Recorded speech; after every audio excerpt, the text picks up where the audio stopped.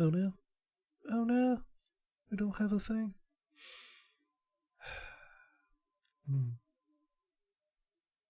What? Let's try one.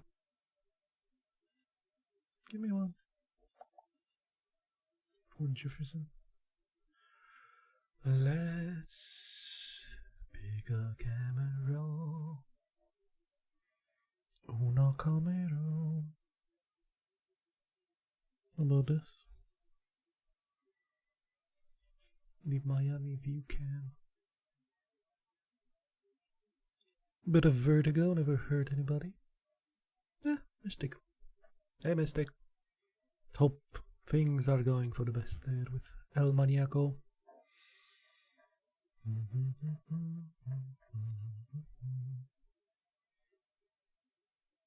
But I have to continue my book. I'm in the XXX chapter here. The sexy chapter. Things seems to be in order. We just need a piano.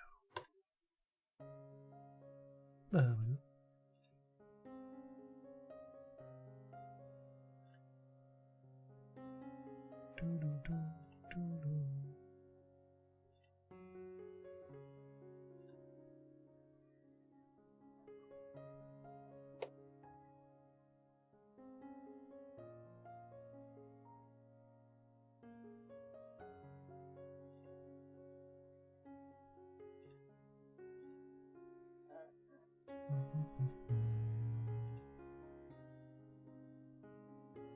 Let's see what Maniac has to say. GG's, it was hope.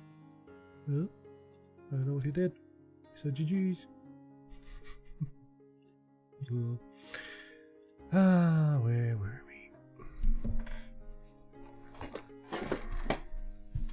Assume the position. Assuming the reading position. Let us continue the painted veil.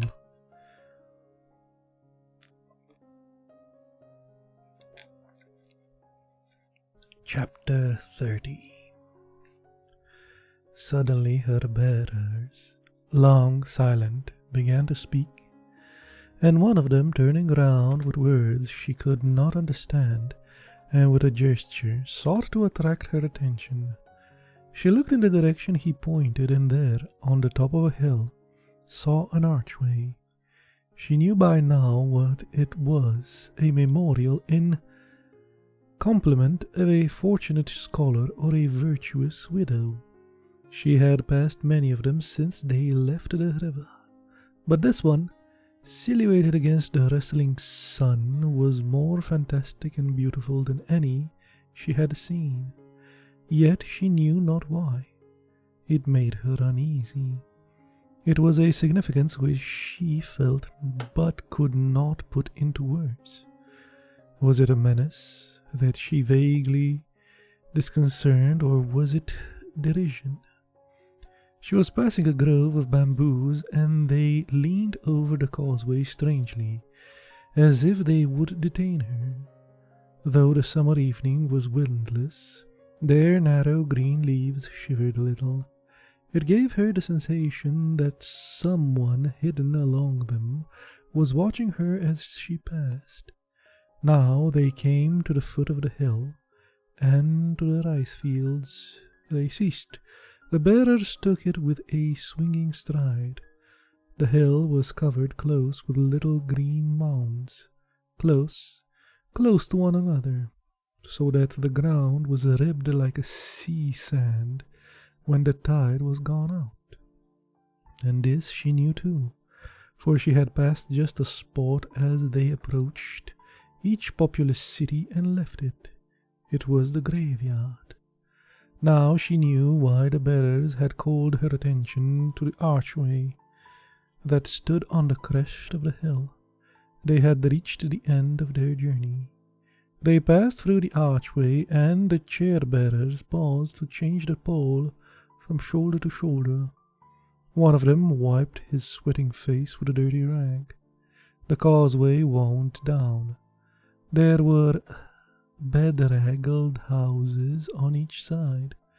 Now the night was falling, but the bearers on a sudden broke into excited talk, and with a jump that shook her ranged themselves as near as they could to the wall.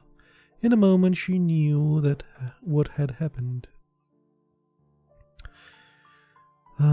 For they stood there, chattering to one another. 4 peasants passed, quick and silent, bearing a new coffin, unpainted, and its fresh wood gleamed white in the approaching darkness. Kitty felt her heart beat in terror against her ribs. The coffin passed, but the bearers stood still. It seemed as though they could not summon up the will to go on. But there was a shout from behind, and they started. They did not speak now. They walked for a few moments longer, and then turned sharply into an open gateway. The chair was set down. She had arrived. Nice.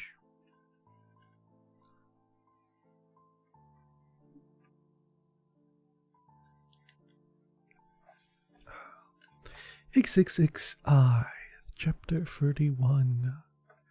It was a bungalow, and she entered the sitting room.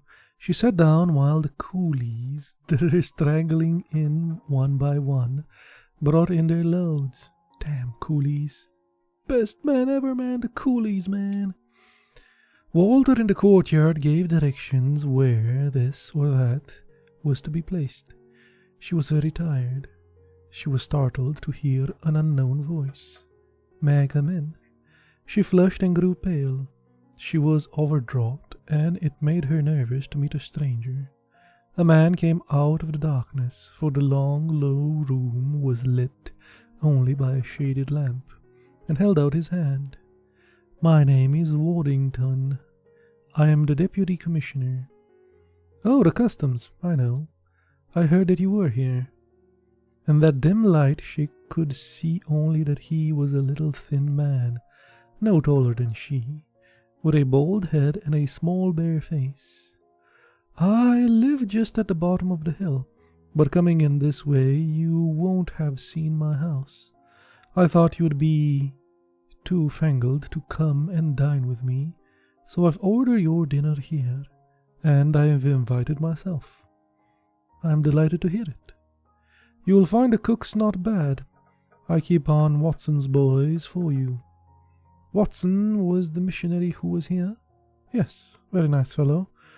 I'll show you his grave tomorrow if you like. How kind you are, said Kitty with a smile. At that moment Walter came in. Waddington had introduced himself to him before coming in to see Kitty, and now he said, "I've just been breaking into your mishaps that I'm dining with you. Since Watson died, I haven't had anybody much to talk to but the nuns, and I can't never do myself justice in French. Besides, there is only a limited number of subjects you can talk to them about. I've just told the boy to bring in some drinks," said Walter. The servant brought whiskey and soda, and Kitty noticed that Waddington helped himself generously. His manner of speaking and his easy chuckle had suggested to her when he came in that he was not quite sober. "Here's luck," he said. Then, turning to Walter, "You've got your work cut out for you here. They're dying like flies." The magistrate's lost his head, and Colonel Yu, the officer commanding the troops, is having a devil of a job to prevent them from looting. If something does happen soon, we shall all be murdered in our beds. I tried to get the nuns to go, but of course they wouldn't. They all want to be martyrs. Damn them. He spoke lightly, and there was in his voice a sort of ghostly laughter, so that you could not listen to him without smiling. "Why haven't you gone?" asked Walter. "Well, I've lost half my staff, and the others are ready to lay down and die any minute. Somebody got to stay and keep things together." "Have you been inoculated?" "Yes, Walter did. Watson did me. But he did himself too, and it didn't do him much good. Poor blighter." "Hey, Death."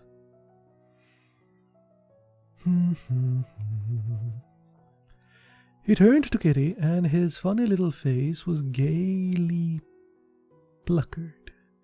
"I don't think there's any great risk if you take proper precautions. Have your milk and water boiled, and don't eat fresh fruit or uncooked vegetables. Have you brought any gramophone records with you?" "No, I don't think so," said Kitty.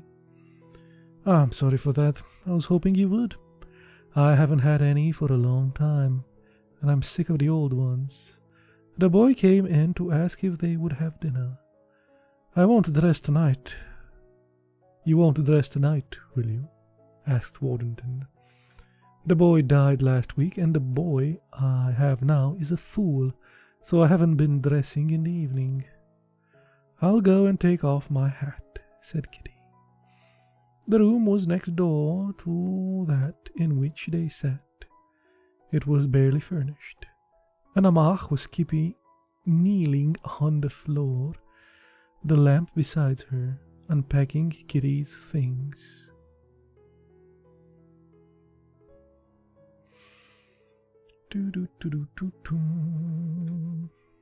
Chapter 32.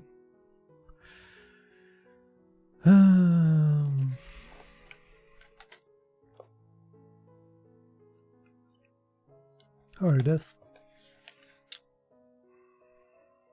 How are things this fine middle of the day? Should be Saturday, right?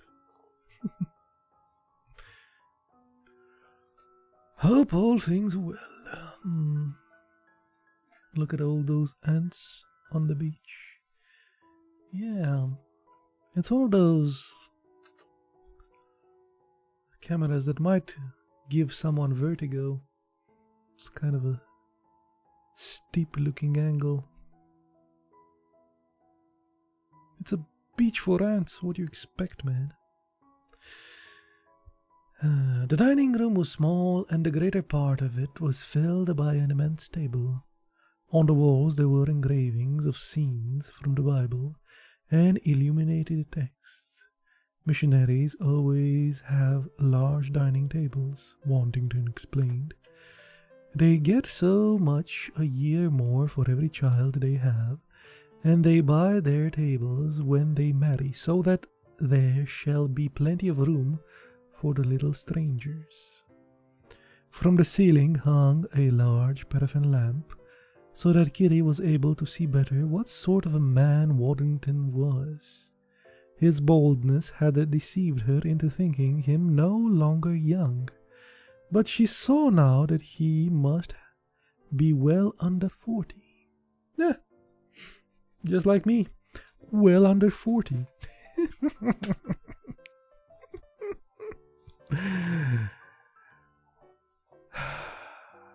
His face small under a high rounded forehead.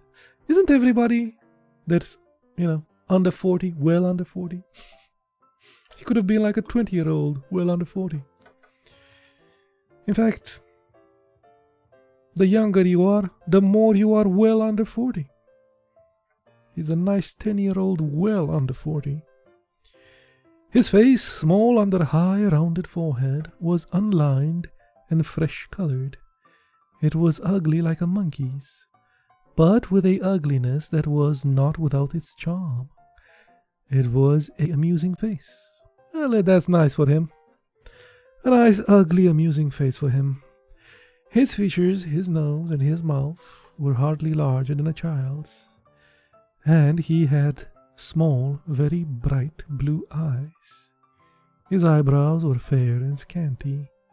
He looked like a funny little old boy. He helped himself constantly to liquor. I don't know. That word has so many pronunciations. And as dinner proceeded, it became evident that he was far from sober. But if he was drunk, it was without offensiveness. Oh, someone's calling me.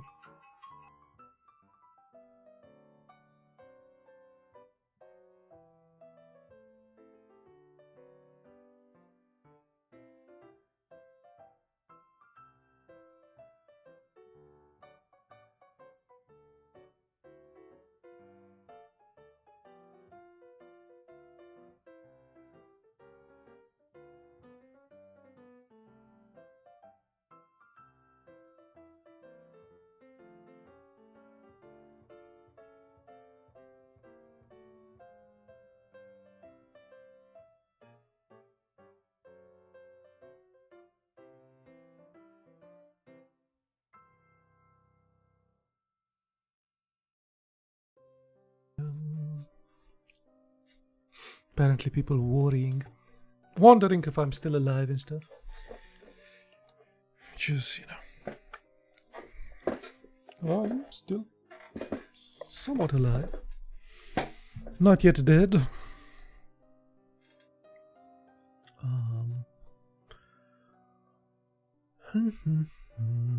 What was it? Ah, yes. But without offensiveness, gaily, as a satyr might be who had stolen a wineskin from a sleeping shepherd. He talked of Chin Yen. He had many friends there, and he wanted to know all about them. He had been down for the races a year before, and he talked of ponies and their owners.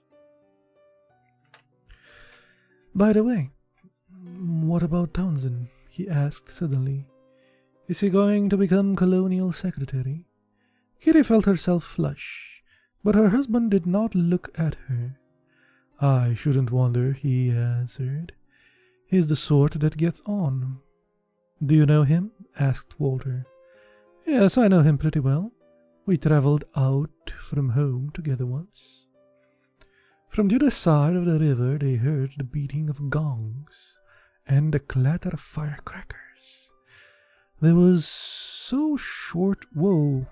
A bird almost flew into our little camera. There was so short a way from them. The great city lay in terror, and death, sudden and ruthless, hurried through its tortuous streets. But Waddington began to speak of London. He talked of the theatres. He knew everything that was being played at the moment, and he told them that pieces he had seen when he was last home on leave. He laughed as he recollected the humour of his low comedian, and sighed as he reflected on the beauty of that star of the musical comedy. He was pleased to be able to boast that a cousin of his married one of the most celebrated. He had luncheoned with her, and she had given him her photograph. He would show it to them when they came and dined with him at the customs. Walter looked at his guest with a cold and ironic gaze, but he was evidently not a little amused by him, and he made an effort to show a civil interest in topics of which Kitty was well aware he knew nothing. A faint smile lingered on his lips. But Kitty, she knew not why, was filled with awe. In the house of that dead missionary, over against the strictest city, they seemed immeasurably apart from the world, free solitary creatures and strangers to each other. Dinner was finished, and she rose from the table. "Do you mind if I say good night to you? I'm going to bed." "I'll take myself off. I expect the doctor wants to go to bed too," answered Waddington. "He must be out early tomorrow."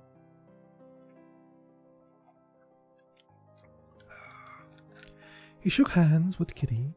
He was quite steady on his feet, but his eyes were shining more than ever.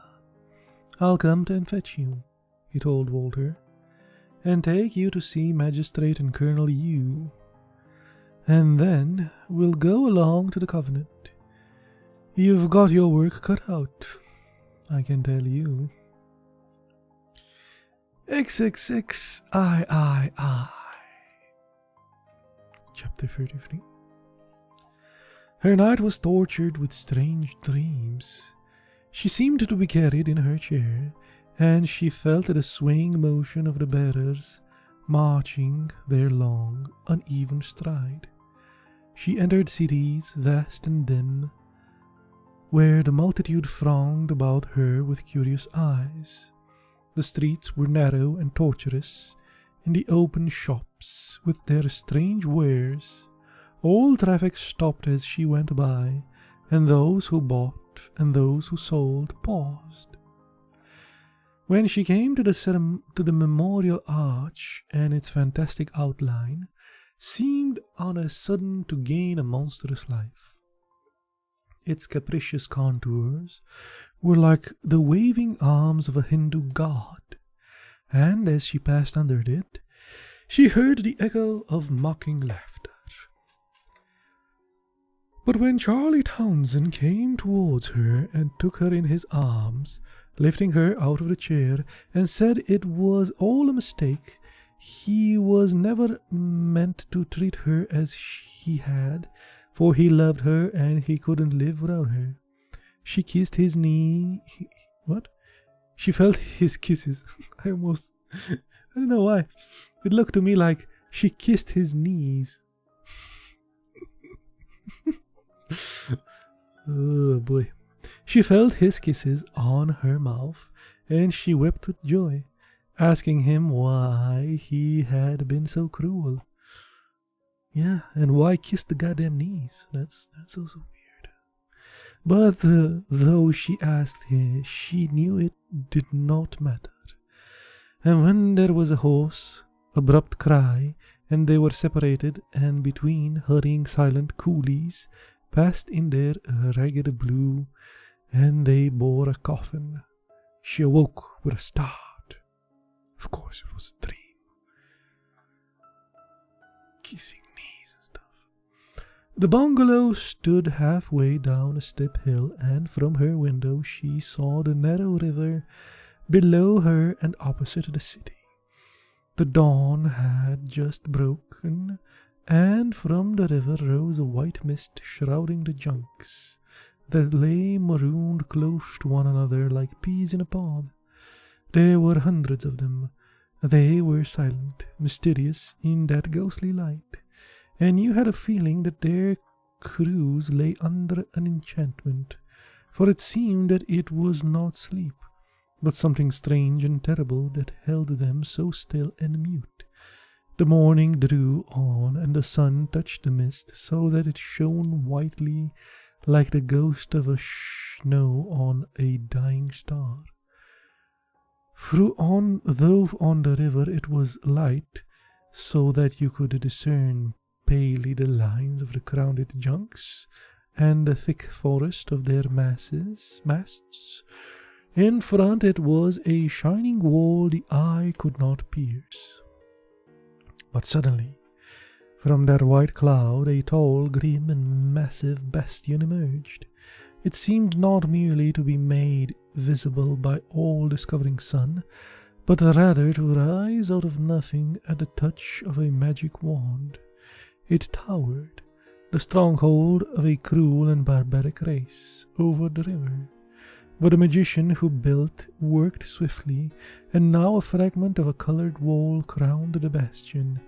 In a moment, out of the mist, looming vastly and touched here and there by yellow rays of sun, there seemed a cluster of green and yellow roofs. Huge they seemed, and you could make out no pattern. The order, if order there was, escaped you. Wayward and extravagant, but of a unimaginable richness. This was no fortress, nor a temple, but a magic palace of some emperor of the gods, where no man might enter. It was too airy, fantastic, unsubstantial to be the work of human hands. It was the fabric of a dream. The tears ran down Kitty's face, and she gazed, her hands clasped to her breast and her mouth, for she was breathless. Open a little. She had never felt so light a heart, and it seemed to her as though her body were a shell that lay at her feet, and a pure spirit. There was beauty. She took it as the believer takes in the mouth of the wafer, which is God.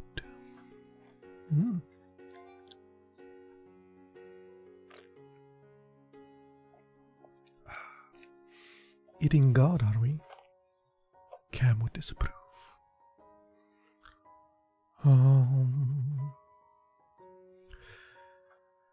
34. Since Walter went out early in the morning, came back a tiffin only for half an hour, and did not then return till dinner was just ready, Kitty found herself much alone. For some days she did not stir from the bungalow. It was very hot, and for the most part she lay in a long chair by the open window trying to read. The hard light of the midday had robbed the magic place of its mystery, and now it was no more than a temple on the city wall, garish and shabby.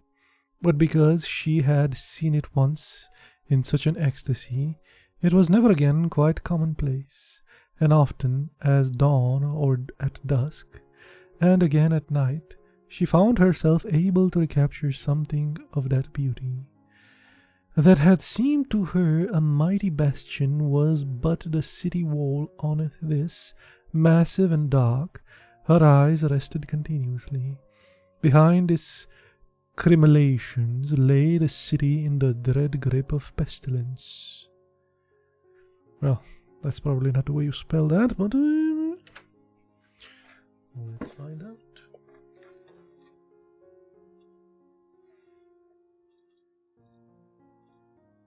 Oh, there we go.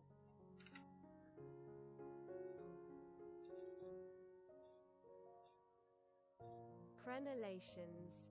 Yeah, Crenellations. it was crimolations. Perfect. The battlements of a castle or other building. Nice.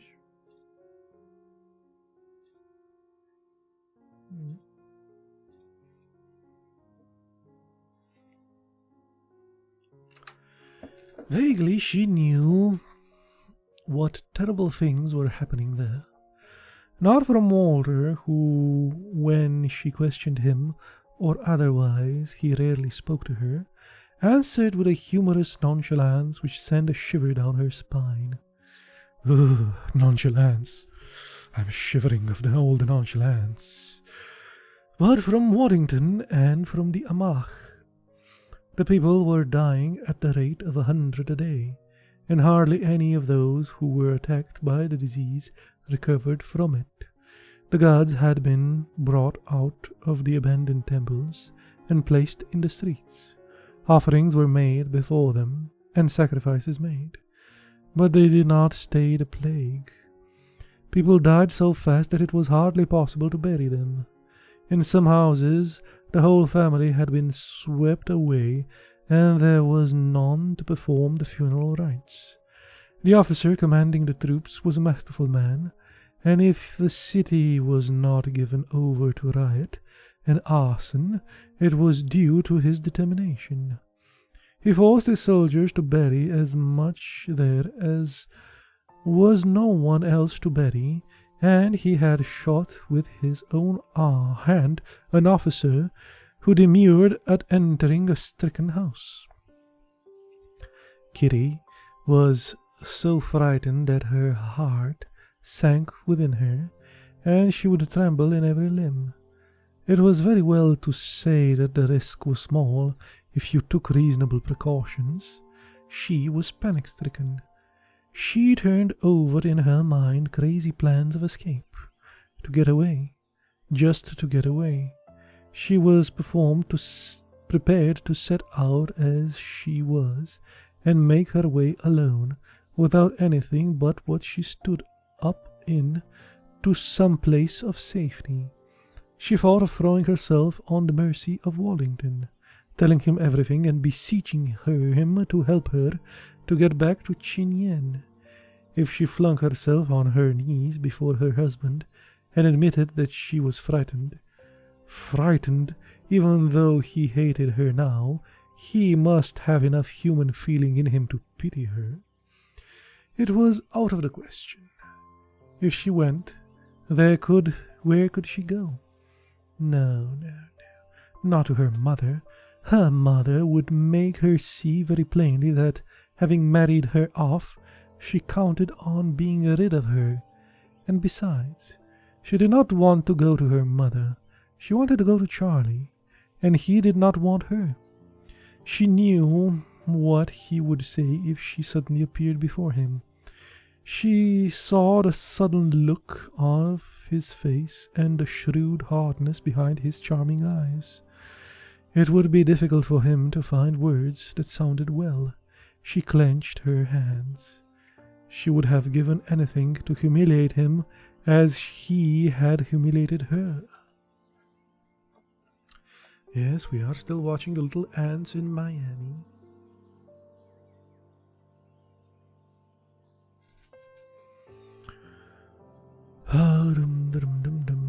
Sometimes she was seized with such a frenzy that she wished she had let Walter divorce her, ruining herself if only she could have ruined him too.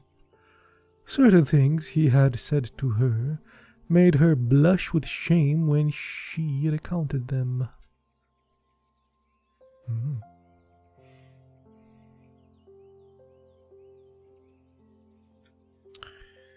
Chapter 35. The first time she was alone with Waddington, she brought the conversation round to Charlie.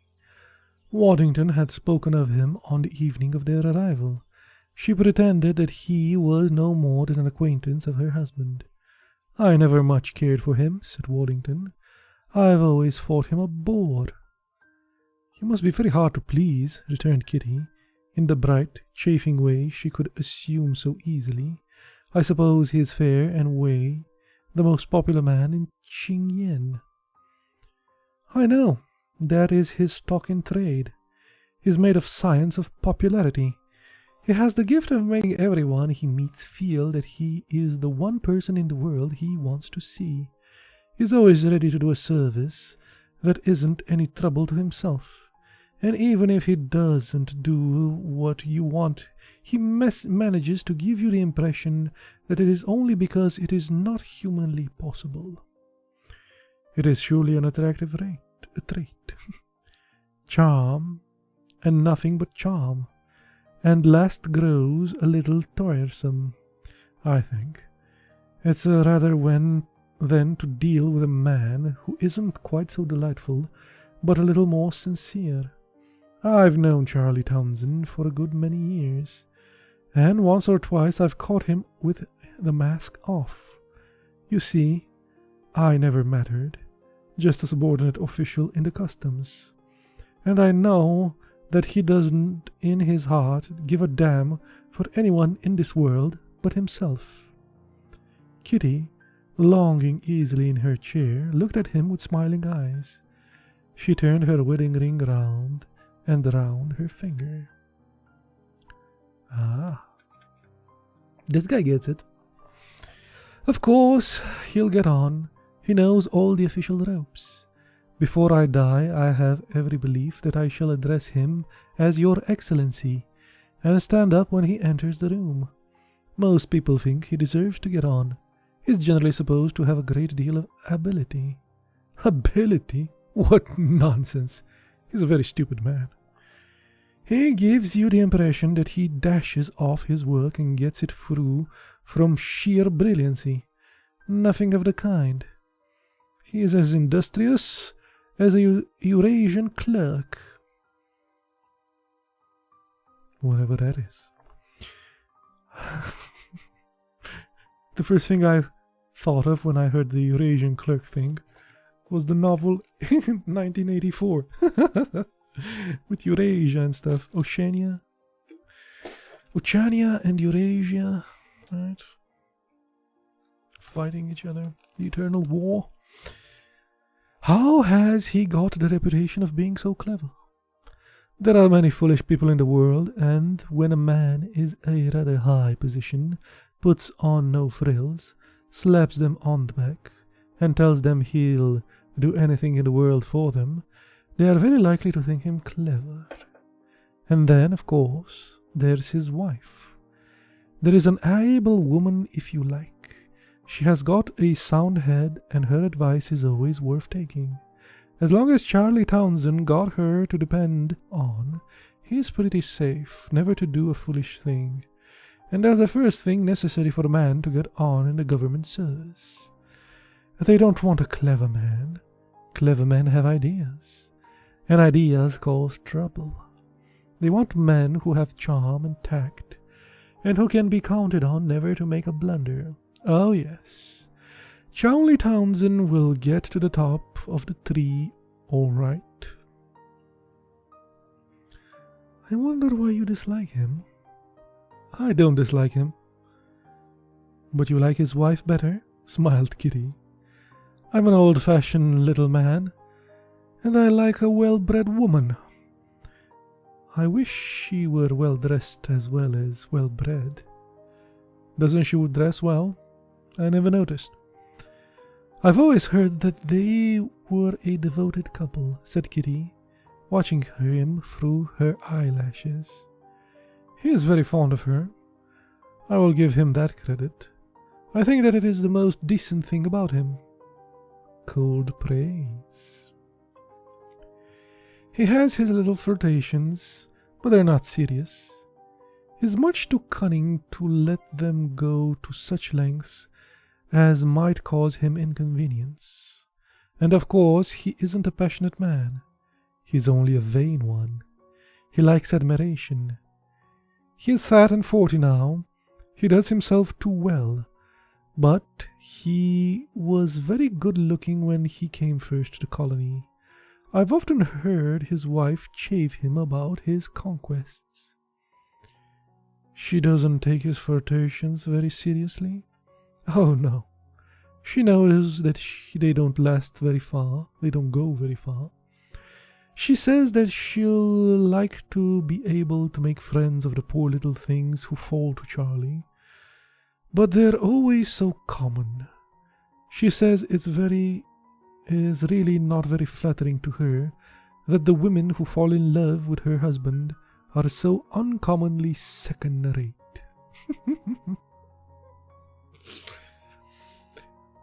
This is a bit on the nose, Mr. Author.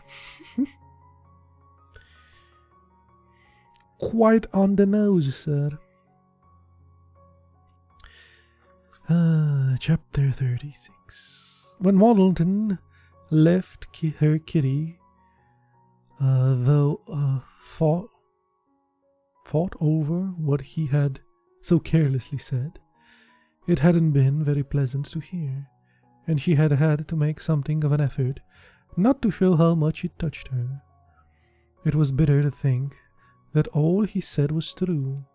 She knew that Charlie was stupid and vain, hungry for flattery, and she remembered the complacency with which he had told her little stories to prove his cleverness. He was proud of a low cunning. How worthless must she be if she had given her heart so passionately to such a man because he had nice eyes and a good figure. She wished to despise him, because so long as she only hated him, she knew that she was very near loving him. The way he had treated her should have opened her eyes. Walter had always held him in contempt. Oh, if she could only get him out of her mind altogether. And had his wife chaffed him about her obvious infatuation for him, Dorothy would have liked to make a friend of her, but that she found her second-rate. Kitty smiled a little. How indignant her mother would be to know that her daughter was considered that. But at night she dreamt of him again. She felt his arms pressing her close, and the hot passion of his kisses on her lips. What did it matter if he was fat and 40? She laughed with soft affection because he minded so much. She loved him with all the more for his kid-like vanity, and she could be sorry for him and comfort him. When she awoke, tears were streaming from her eyes.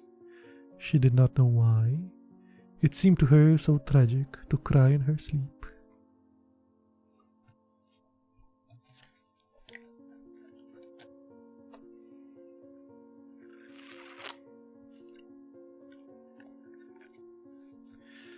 "37.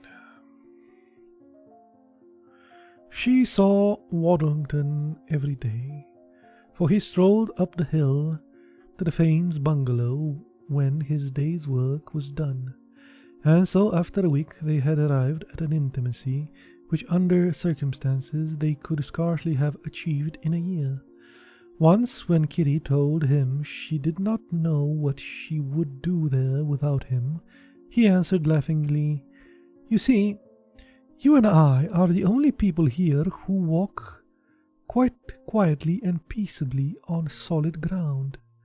The nuns walk in heaven, and your husband in darkness."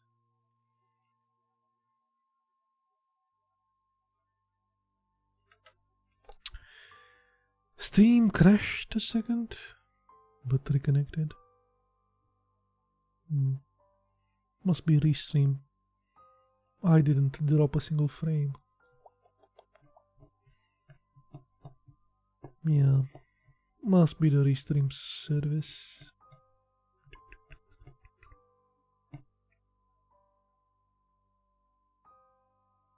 At least it's not, totally disconnected.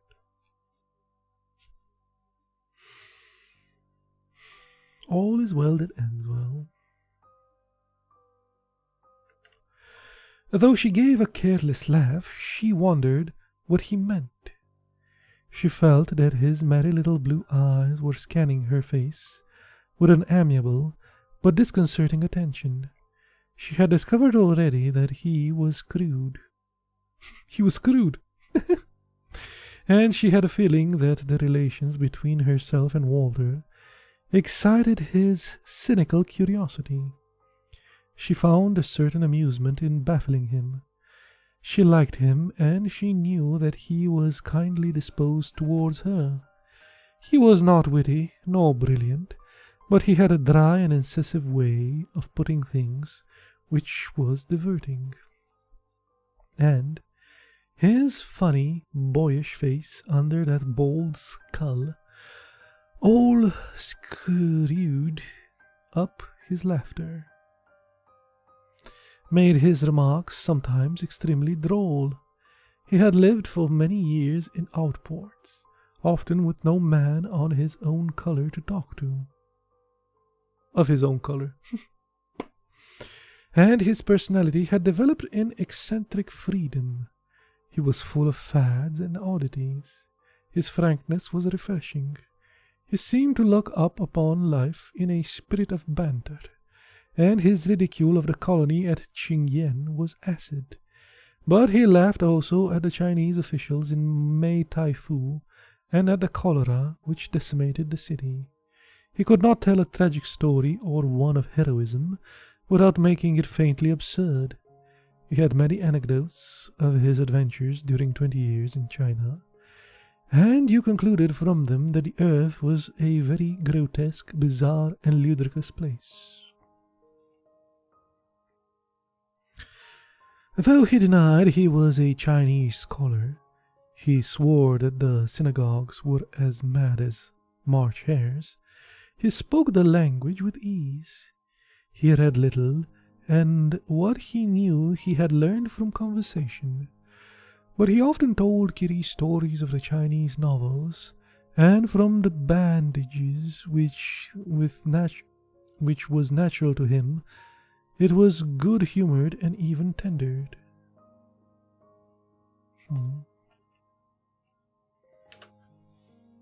That's a weird word.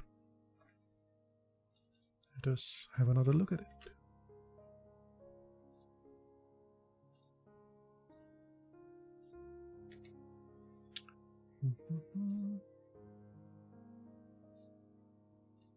Badinage. Badinage. Okay. Playful reprieve, banter. Badinage. Badinage. That airy badinage, which was natural to him. There you go, dude. Hope you use badinage in your casual conversations with people. That guy, he had such an airy badinage. Yes, he did. It seemed to her that, perhaps unconsciously, he had adopted the Chinese view that the Europeans were barbarians, and their life a folly. In China alone was it so led that a sensible man might discern in it a sort of reality. Here was food for reflection. Kitty had never heard the Chinese spoken of anything but decadent, dirty, and unspeakable. It was as though the corner of a curtain was lifted for a moment, and she caught a glimpse of a world rich with a color and significance she had never dreamed of. He sat there, talking, laughing, and drinking. "Don't you think you drink too much?" said Kitty to him, boldly. "It's my great pleasure in life," he answered. "Besides, it keeps the cholera out." Cheers to that. When he left her, he was generally drunk, but he carried his liquor well. It made him hilarious, but not disagreeable. One evening Walter came back earlier than usual, asked him to stay to dinner. A curious incident happened. They had their soup and their fish, and then with a kitchen a fresh green salad was handed to Kitty by the boy. "Good God, you're not going to eat that!" cried Warrington, as he saw Kitty take some. "Yes, we have it every night." "My wife likes it," said Walter. The dish was handed to Warrington, but he shook his head. "Thank you very much, but I'm not thinking of committing suicide just yet." Walter smiled grimly and helped himself. Warrington said nothing more. In fact, he became strangely taciturn, and soon after dinner he left them. It was true that they ate salad every night. 2 days after their arrival, the cook, with an unconcern of the Chinese, had sent it in, and Kitty, without thinking, took some. Walter leaned forward quickly. "You oughtn't to eat that." The boy's crazy to serve it. Why not? Asked Kitty, looking at him looking him full in the face. It's always dangerous. It's madness now. You'll kill yourself. I thought that was the idea, said Kitty. She began to eat it coolly. She was seized with, she knew not that the spirit of bravado. She watched Walter with mocking eyes. She thought that he grew a little trifle pale. But then the salad was handed to him. He helped himself.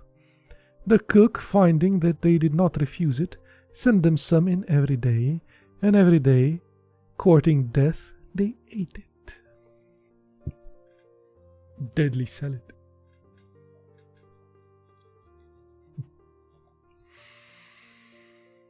I wonder if that is the way cholera is transmitted on plants and stuff.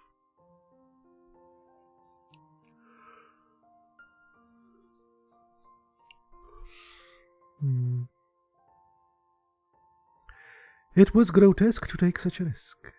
Kitty, in terror of the disease, took it with the feeling not only that she was thus maliciously avenging herself on Walter, but that she was flaunting her own desperate fears.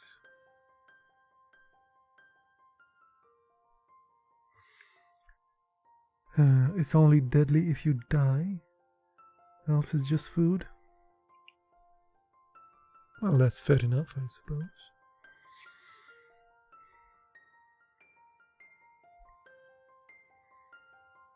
I think there are even some people that survive arsenic and stuff.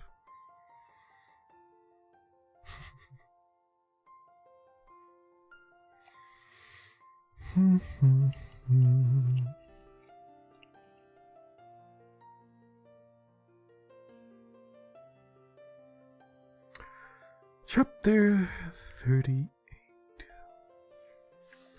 It was the day after this that Waddington, coming to the bungalow in the afternoon, when he had sat a little, asked Kitty if she would not go for a stroll with him. She had not been out of the compound since her arrival. She was glad enough. There are not many walks, I'm afraid, he said, but we'll go up to the top of the hill. Oh, yes, there is the archway. I've seen it often from the terrace. One of the boys opened a heavy doorway for them, and they stepped out into the dusky lane. They walked a few yards, and then Kitty seized Waddington's arm in a fright, gave a startled cry. Look! What's the matter? At the foot of the wall that surrounded the compound, a man lay on his back with his legs stretched out and his arms thrown over his head. He wore the patched blue rags and the wild mop of hair of the Chinese beggar. He looks as if he were dead, Kitty gasped. He is dead. Come along. You'd better look the other way. I'll give him moved out of here when we come back. But Kitty was trembling so violently that she could not stir. You've never seen anyone dead before? You'd better hurry up and get used to it then, because you'll see a good many before you're done with this cheerful spot. He took her hand and drew it in his arm. They walked for a little in silence. Did he die of cholera? I suppose so. They walked up the hill till they came to the archway. It was richly carved. Fantastic and ironical, it stood like a landmark in the surrounding country. They sat down on the pedestal and faced the wide plain. The hill was so close with the little green mounds of the dead, not in lines but disorderly, so that you felt that beneath the surface they must strangely jostle one another. The narrow causeway meandered sinuously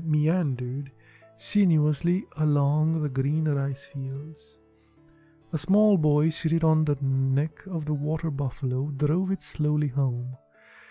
The three peasants in wide straw hats lolled lolloped, lolloped with a sidelong gait.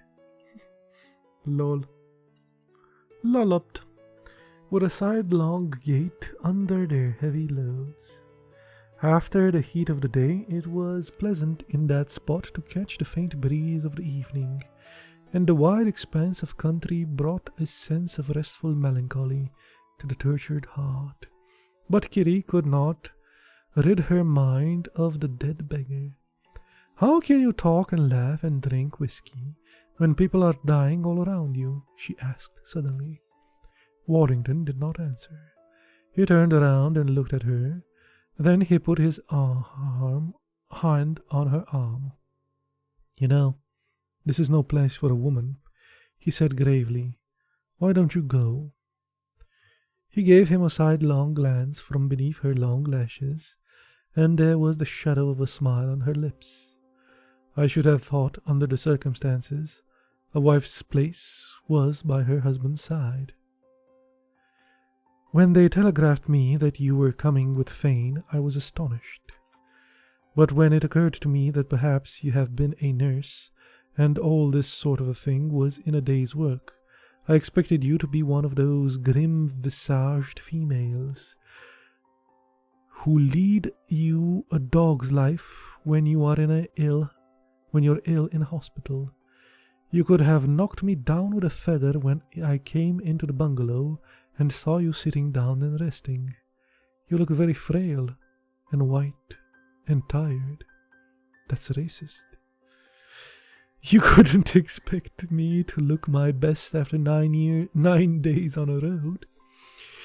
You look frail and white and tired now. That's racist again. And if you will allow me to say so, desperately unhappy. That's even sexist." Kitty flushed because she could not help it, but she was able to give a laugh that sounded merry enough. "I am sorry you didn't like my expression. The only reason I have for looking unhappy is that since I was 12 I've known that my nose was a little too long. But to cherish a secret sorrow, it's a most effective pose. You cannot think how many sweet young men have wanted to console me." "Ah. Interesting." So it's like a point of discussion. "You're lovely. Don't mind your big fat nose there." Waddington's blue and shining eyes rested on her, and she knew that he did not believe a word she said. She did not care so long as he pretended to. "I know that you hadn't been married very long, and I came to the conclusion that you and your husband were madly in love with each other. I couldn't believe that he had wished you to come, but perhaps you had absolutely refused to stay behind." "That's a very reasonable explanation," she said lightly. "Yes, but it isn't the right one." She waited for him to go on, fearful of what he was about to say, for she had a pretty good idea of his shrewdness, and was aware that he never hesitated to speak his mind, but unaware to resist the desire to hear him talk about herself. "I don't think for a moment that you are in love with your husband. I think you dislike him. I shouldn't be surprised if you hated him. But I am quite sure you're afraid of him." For a moment she looked away. She did not mean to let Waddington see that anything he said affected her. "I have a suspicion that you don't very much like my husband," she said with cool irony. "I respect him. He has brains and character, and that, I may tell you, is a very unusual combination. I don't suppose you know that what he is doing here, because I don't think he is very expensive with you. If any man single-handed can put a stop to this frightful epidemic, he's going to be doing it. He is going to be doing it. He's doctoring the sick, cleaning the city up, trying to get the drinking water pure. He doesn't mind where he goes nor what he does. He's risking his life 20 times a day. He's got Colonel Yu in his pocket, and he's introduced him to the troops of his disposal. He's even put a little pluck into the magistrate, and the old man is really trying to do something. And the nuns and the convent swear by him. They think he's a hero. Don't you? Well, after all, it's his job, isn't it? He is a bacteriologist. There is no call for him to come here. He doesn't give me the impression that he's moved by compassion for all the dying Chinese men. Watson was different. He loved the human race. Though he was a missionary, it didn't make any difference to him if they were Chinese, Buddhist, or Confucian. They were just human beings. I'm a human being, damn it! Your husband isn't here because he cares a damn if 100,000 Chinese die of cholera. He isn't here either in the interest of science. Why is he here? You'd better ask him. It interests me to see you together. I sometimes wonder how you behave when you're alone. When I'm here, you're acting, both of you, and acting damn badly. By George, you would never of you get 30 bob a week in a touring company if that's the best you can do. I don't know what you mean, smiled Kitty, keeping up a preface of frivolity which she knew did not deceive. You're a very pretty woman. It's funny that your husband should never look at you. When he speaks to you, it sounds as though it were not his voice, but someone else's. You don't think he doesn't love me? Do you think he doesn't love me? Asked Kitty in a low voice, hoarsely, putting aside suddenly her lightness. I don't know.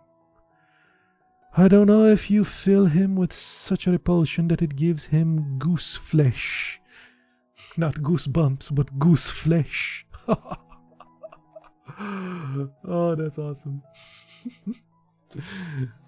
What the hell is goosebumps, man? It gives me goose flesh.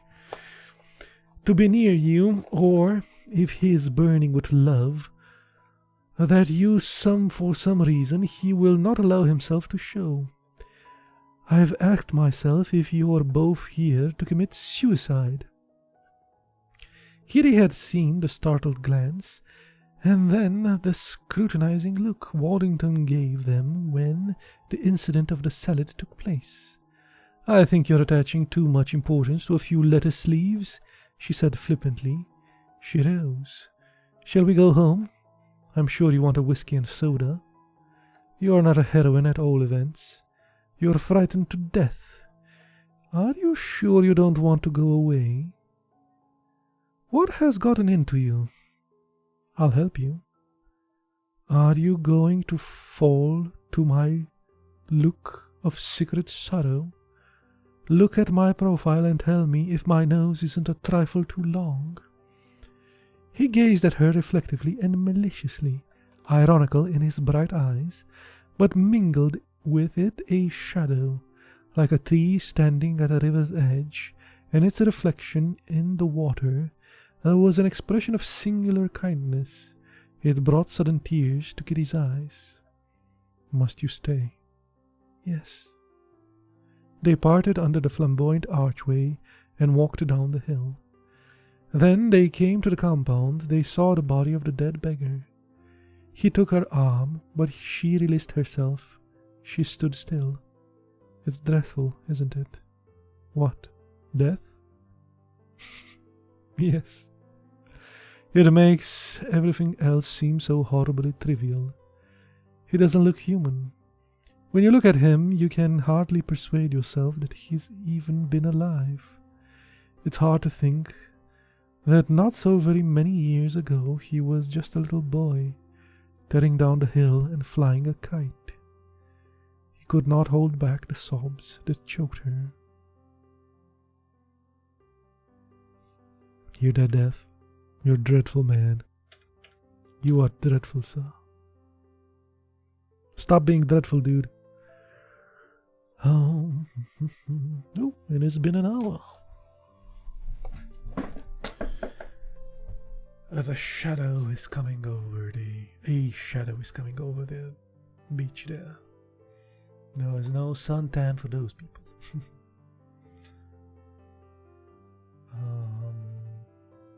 I think you could even tell what hour it is, right? By the angle of the thing. It's not too far up in the sky there. It would be a bit more vertical if it were. Anyway, this concludes the reading portion. Thank you for stopping by.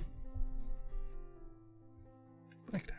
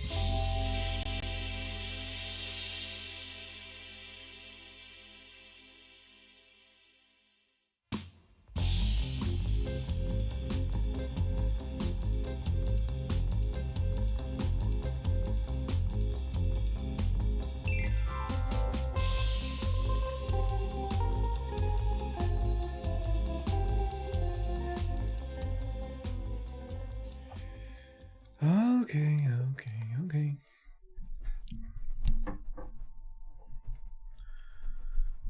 Hopefully this is a nice, chill game because I'm in the mood of a chill game.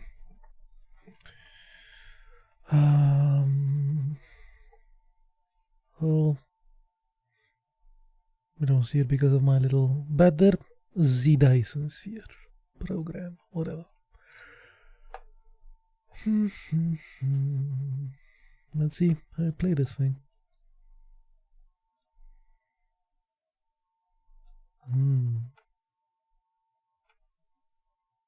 Sure, I don't know anything about this. Let's go. Some sort of space factorio. Know that. It's early access. Oh Jesus, that's so small. At least you're reading.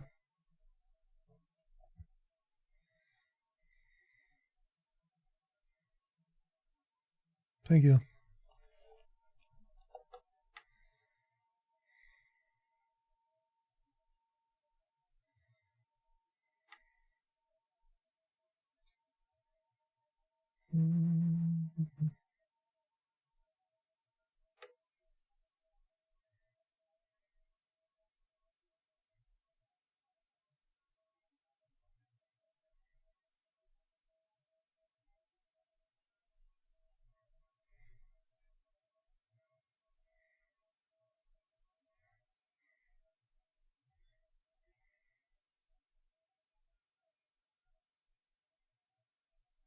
Let's drive it into the planet, baby.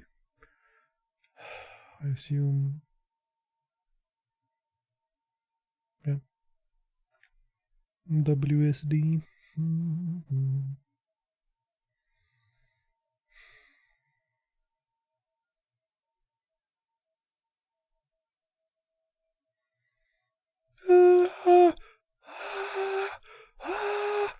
Oh. Kind of took control of me. I wanted to plummet into the earth.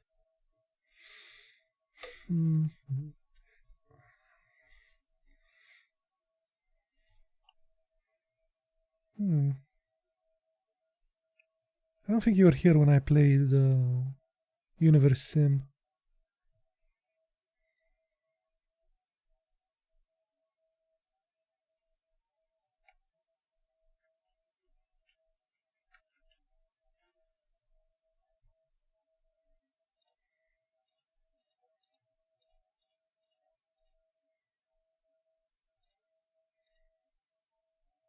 Miracles. Believe in science, sir. What the hell are these?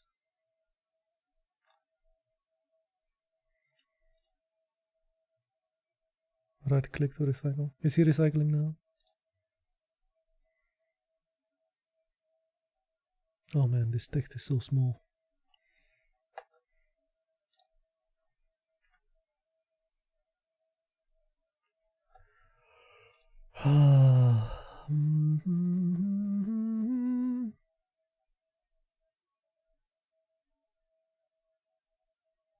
The hell?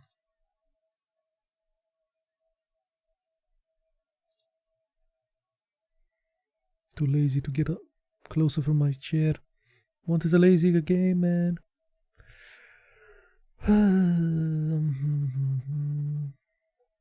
This thing? UI resolution reference. Apply. Oh Jesus, that's worse. That's worse. Ah.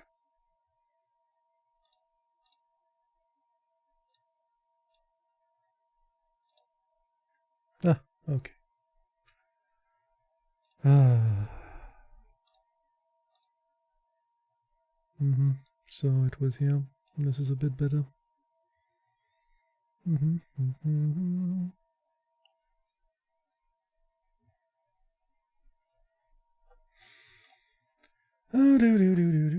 Anything else we can make this thing?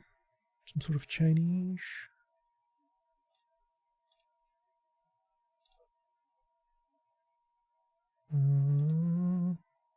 guess not. This is as big as it gets, folks. Inventory. Take items, spin items, spin items. What? Why would I need to spin them? What? Oh, kind of separates them and stuff. Okay.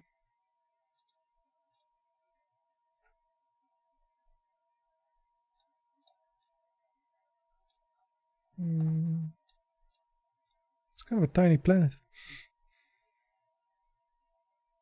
This Earth isn't flat. It's not true. It's not reality. Okay. What else? Shift to take multiple items. That's the same type. Like shift on this. Something? Nope.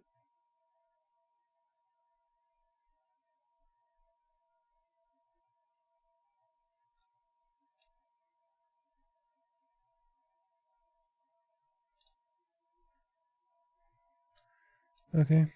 Electromagnetism. Maxwell's equations poetically describe electricity and magnetism intertwining.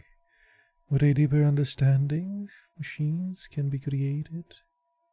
What else? Use inventory item manual. Okay.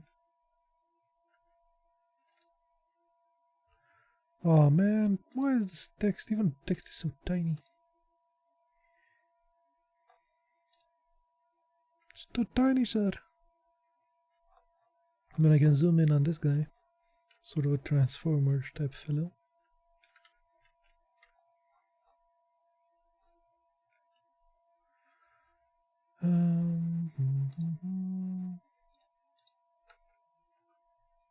Okay, so what was it? Oh, just E. Right, E is inventory.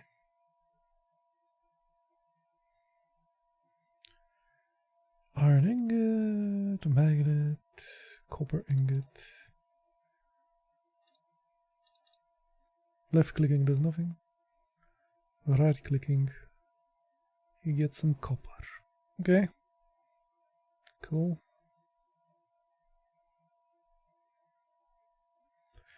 Copper ore, not ingots. Okay.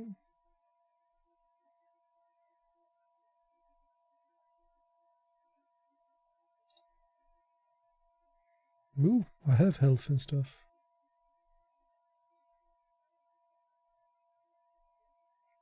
Fuel power generator, lack of fuel.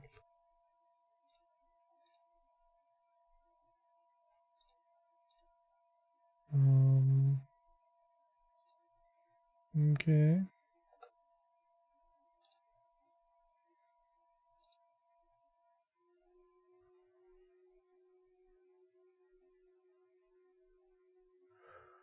Magnetic coil. The basic of electronic magnetic component. It's very functional. Lack the research items. It will give me one turbine and stuff. Is this what it requires?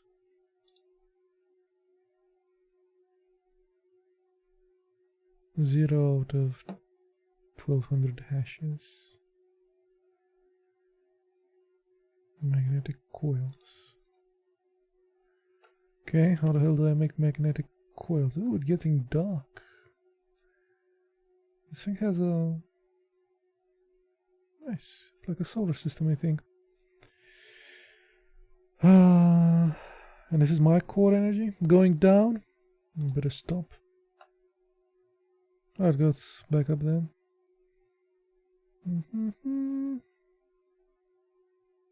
Star map. Cool, I'm there. I'm on a moon of a planet. Ah, okay. And this is a solar system.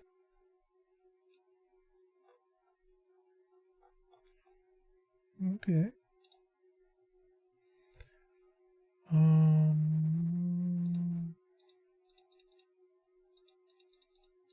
These things are all. Click to suspend the research queue. What? It needs these things, I think. And that is plates with something. The 2 plus 1. Did I have that? I do. Magnet and things. Replicator, I think. Right. Let's produce. I made 2. I think I need 10, maybe? Boom. Okay.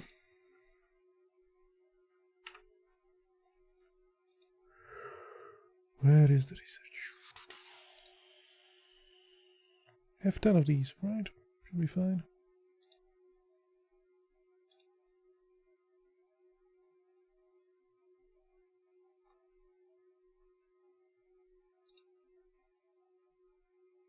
I can enqueue more stuff.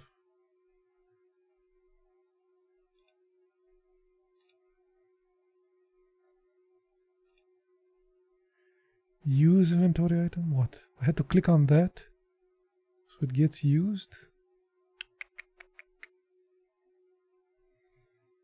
Okay. I'll be having some electricity soon. Maybe.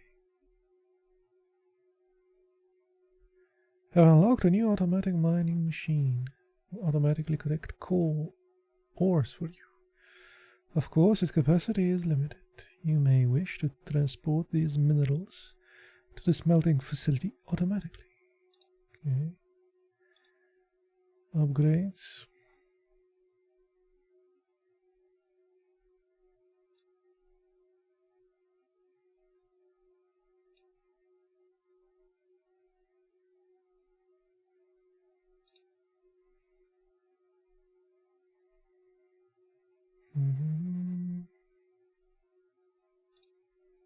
Okay, so I guess these are upgrades that I cannot afford.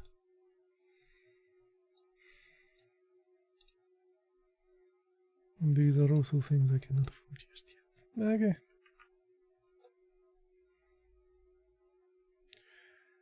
Can build power transmission. No, let's build for the mining thing.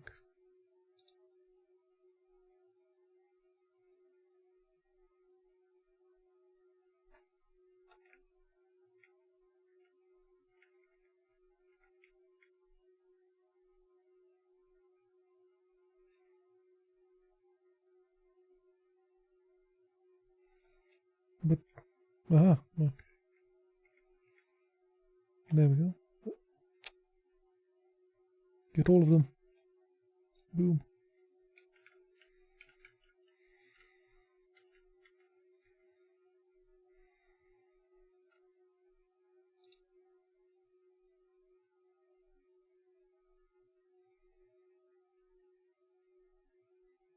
I have the power. I think that's what. Is it everywhere windy? Well, I guess it is. What's with the circle there? Okay.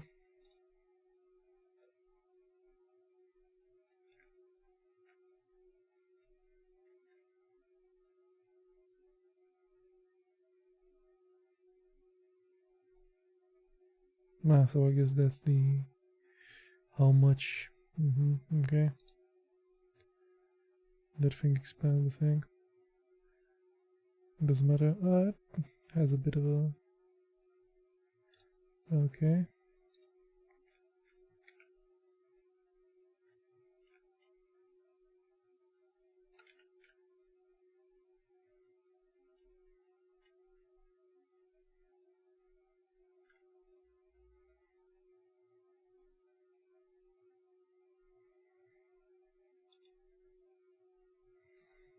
71% satisfaction. 100% satisfaction. Well, that's nice.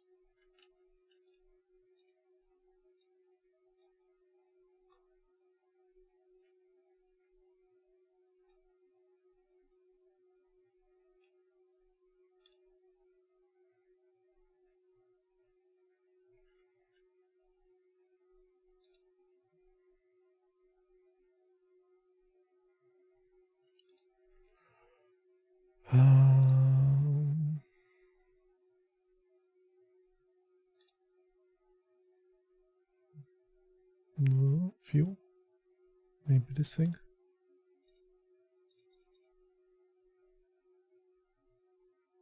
I don't know. Somewhere. Boop.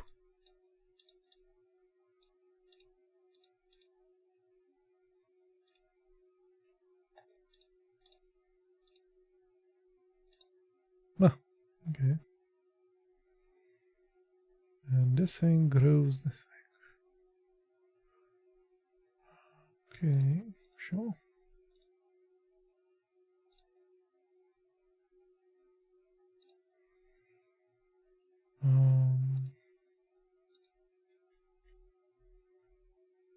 How do we make more of those?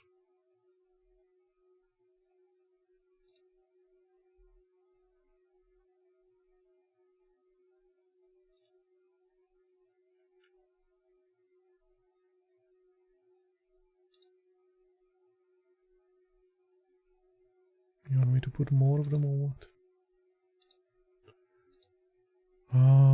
Because I only have raw materials.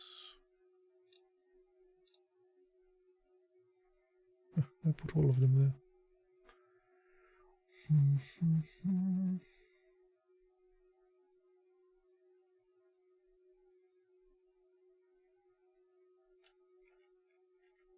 Yeah. Okay. Maybe we'll need that for something else.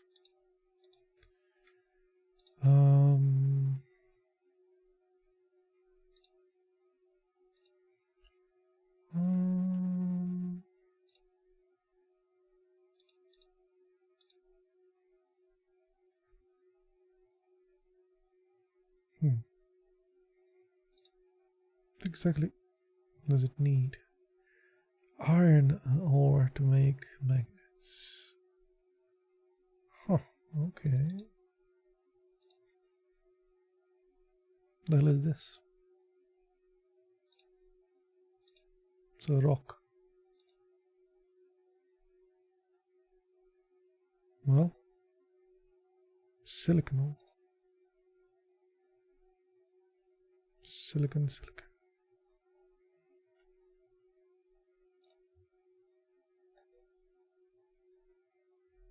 Stone.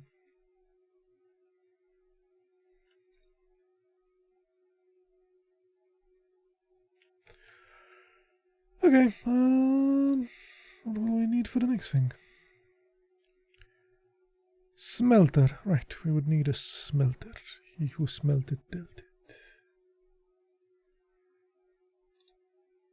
Watch the upgrades. Make core stuff.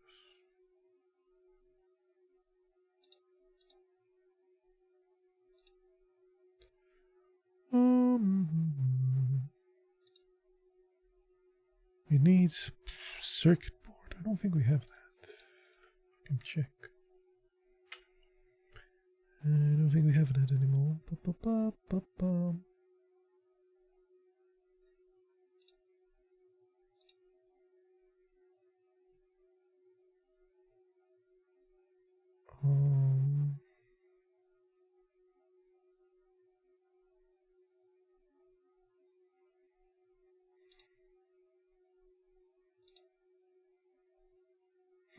They all required circuit boards.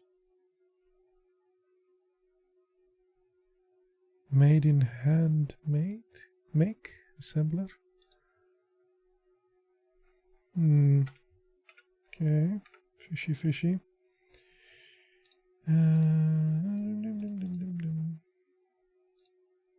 Oh, I can make them. with iron and copper.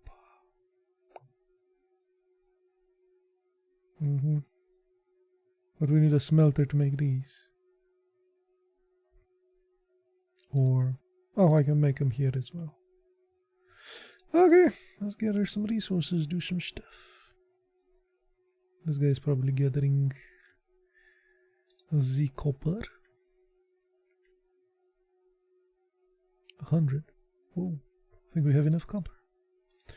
Let's try to find some iron.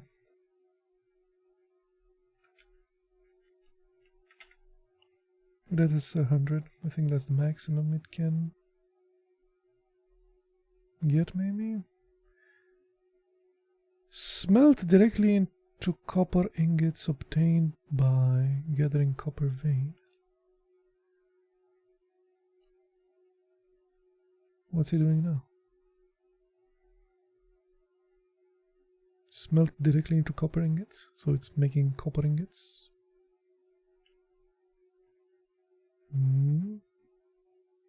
Insufficient power supply. Covers 6 veins.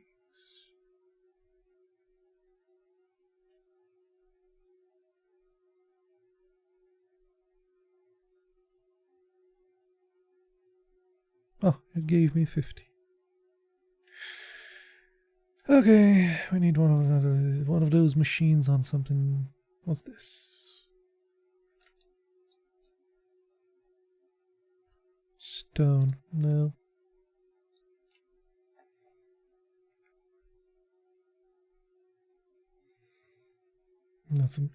I think that's it, right? What's that? Iron ore. Thank you. I'm sure that's how iron ore is found on planets. It just like grows like weeds. Machine. Not enough for the machine.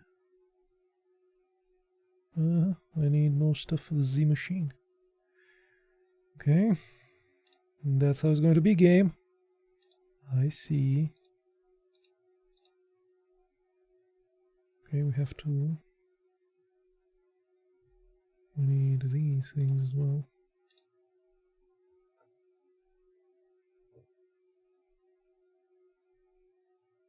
Magnetic coils. Kind of sad that it doesn't show me with the red whatever I need left.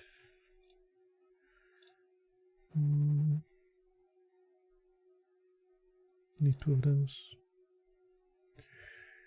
You would need more of this. There we go, 4.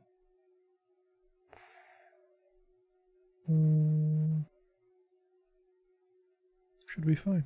Not enough, I can... What? Ah, I have to produce it and then put it. Okay. I see how it is, game. It's going to be difficult, aren't you? It's going to be difficult with me. And no power either.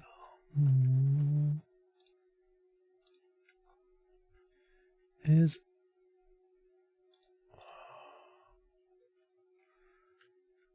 100% satisfaction.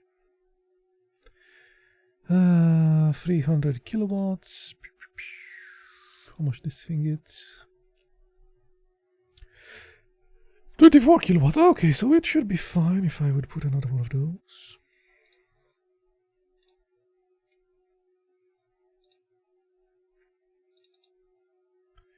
Oh boy, not again, not enough.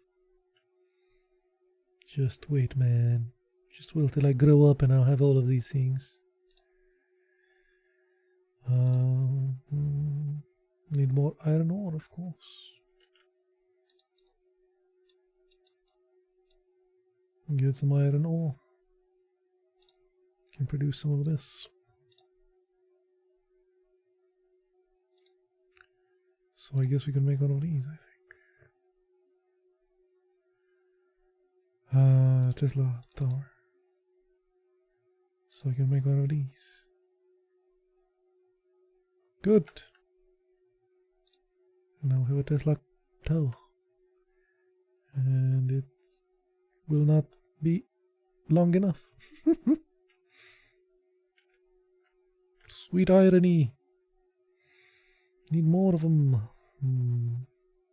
It's too far away. Okay, we'll have to build more. Build more. Put one here. Should be fine. Should we have the energy now? Perfect. Everything is working according to plan. We are well on our way to build a Dyson sphere. Like halfway there.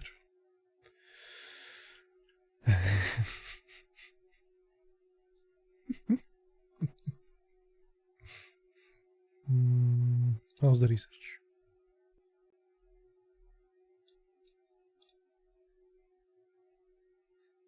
What the hell does this thing want? Mecha upgrade. Increases the upper limit of the mecha core energy. Already beating the game. I'm sure I am.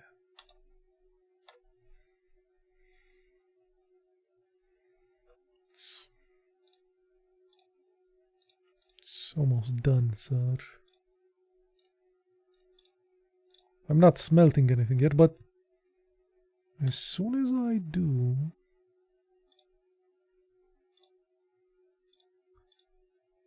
it's like over.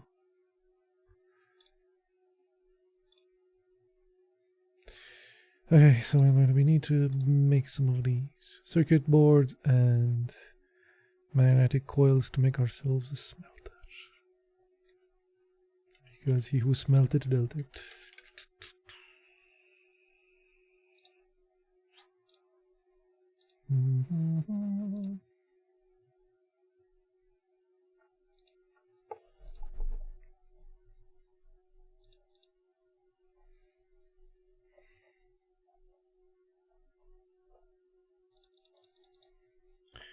Lack of materials, that's fine. I think I can.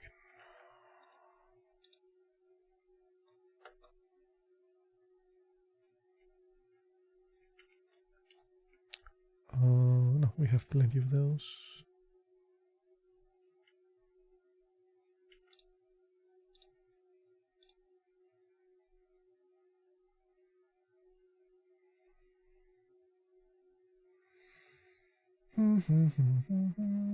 Okay, I think we have plenty of circuit boardy things.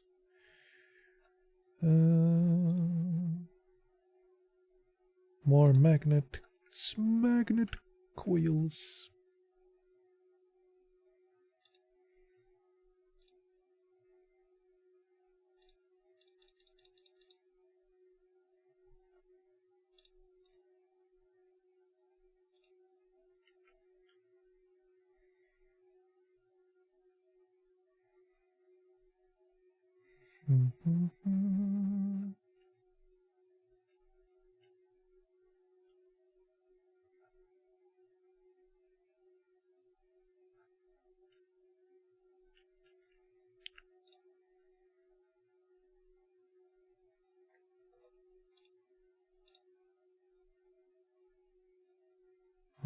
Should be fine. Yeah, use the things.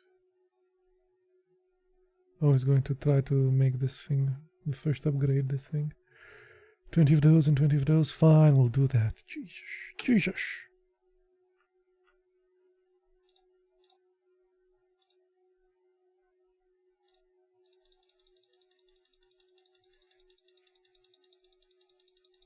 There, I'll put 30 there.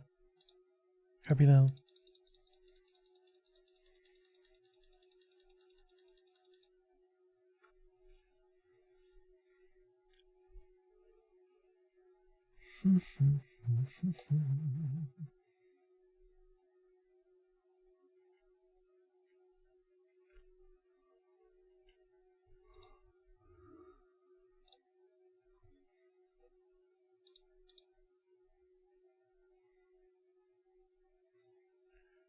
Core energy will deplete soon. Please refuel. Ah, we need to make that research thing. Because we will be running out of energy.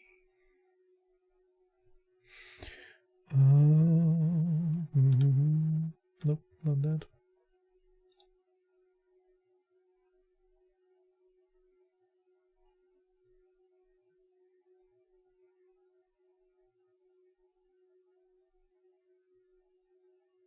Well, okay, as long as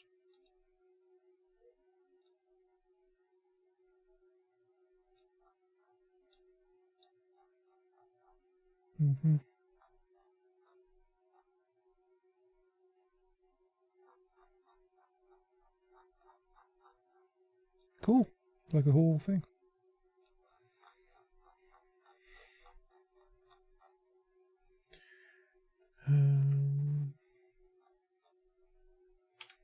And to the north thing.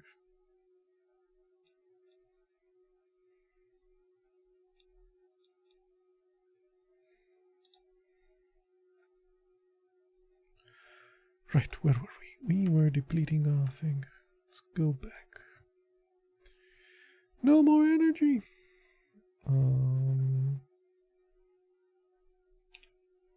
Ease the goddamn inventory. We need to learn to make some of these. Yes, we upgraded. Metacore upgrade, okay. Increase the core energy limit on the Omega. Well, that's nice. Would be cool to know how to make those things. Smelter glass. Okay. Automatically smell smell maniac's farts. This thing will do. To achieve full automation, you need to use a sorter to automatically put these ores on the conveyor belt into the smelter.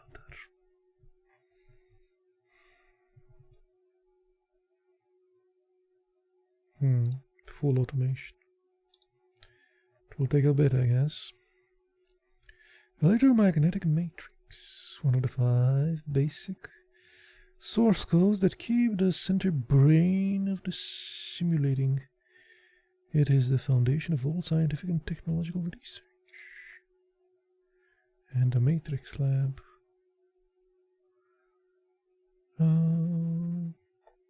It's fine. The Matrix were good movies. Can process iron and copper ingots into more advanced products. Basic assembly thing. Okay. It's fine.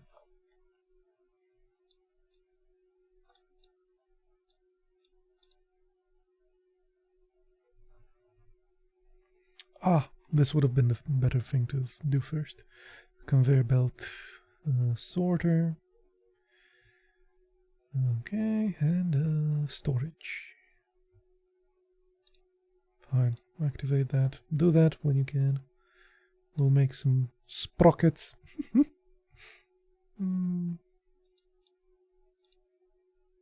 need something that gets us the energy things, though.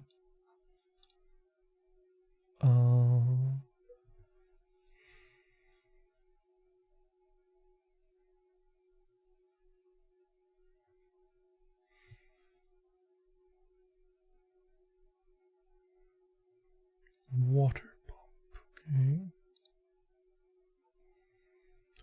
Highly efficient plasma control.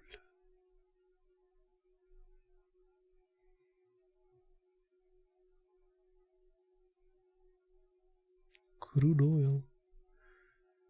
A better wireless power tower. Okay.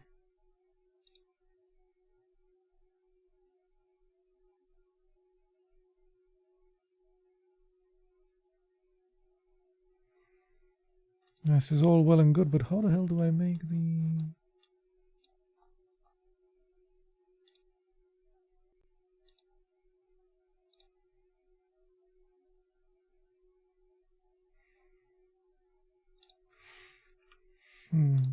Whatever this thing consumes. The power cells. Game.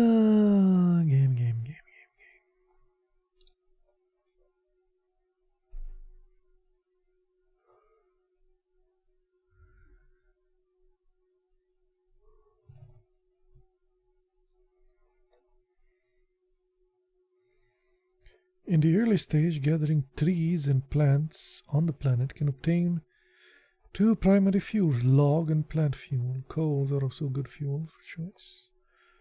High-grade fuels not only consist of more energy. Ah, okay.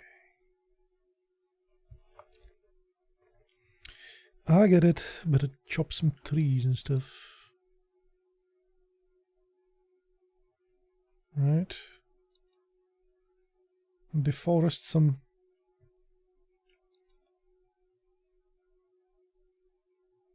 Cool. Power fuel. And if we go to the E and then the M. Oh, look, what is the mech? The mech is C. Okay. We can put plant fuel here. And the logs as well. Cool. Consider the game beaten, my friend. It's done.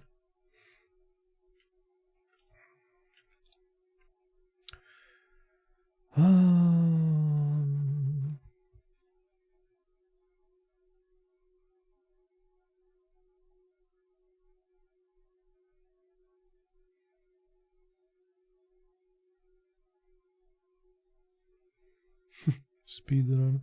I'm sure people speedrun this game.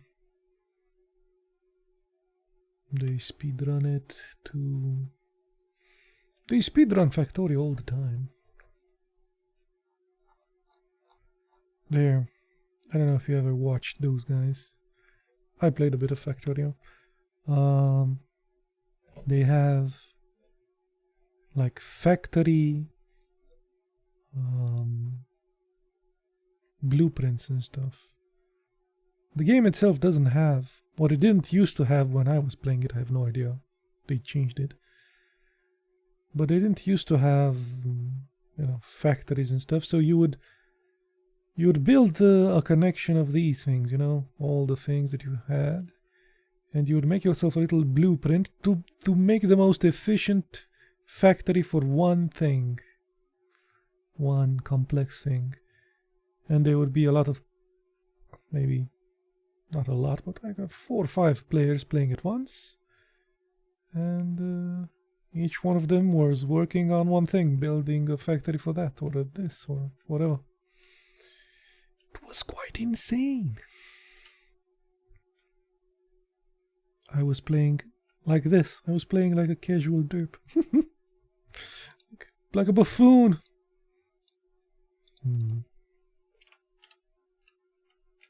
Goddamn buffoon. Enjoying the game. What type of man are you?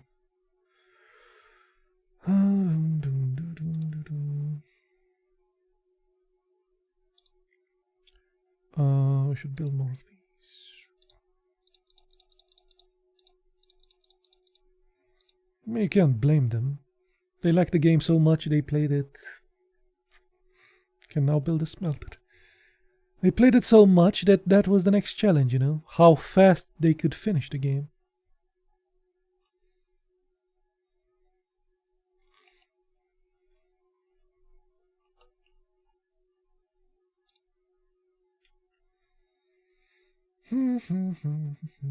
Okay.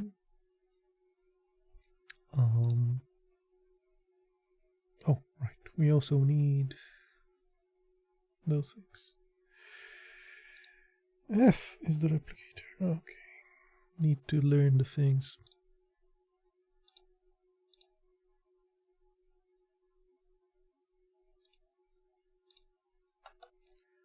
And presto.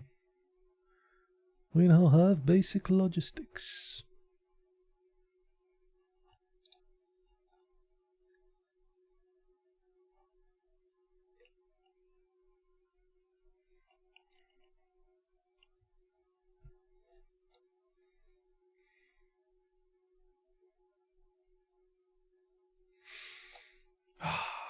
I love the smell of fresh ore in the morning. Okay, we have a smelter, which would be the next thing. Things that makes glass and stuff in the matrix lab. Produces matrices and research technologies. But first,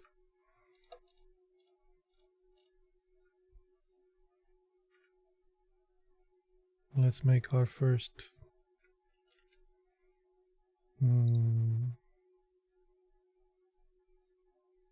so we should make a smelter, I think, first, right?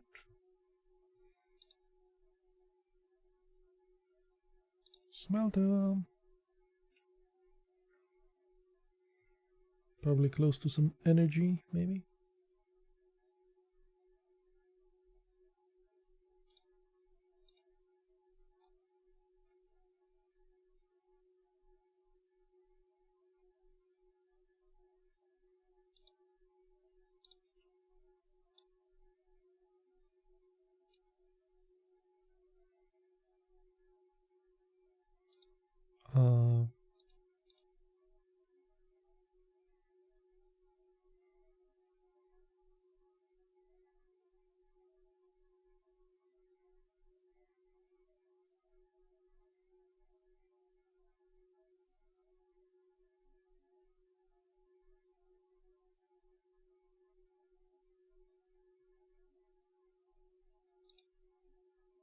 And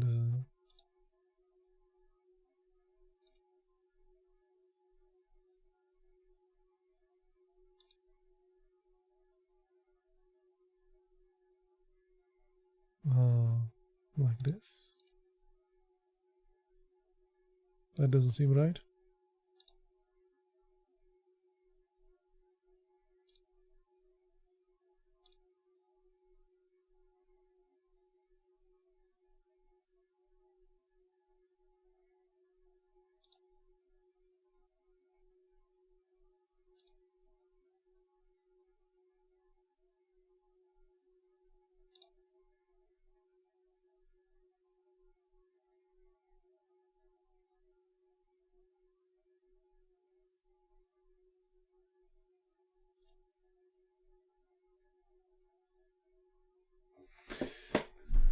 Recipes.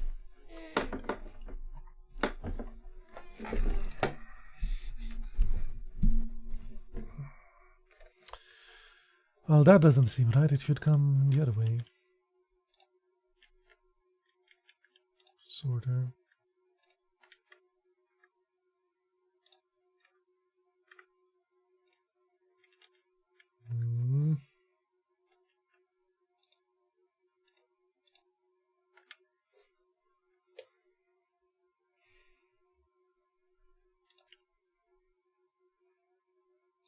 Guess we can delete that.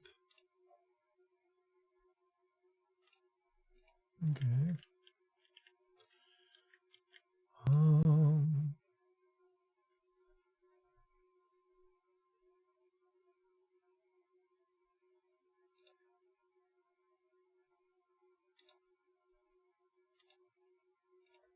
Maybe like that. That's the wrong arrow.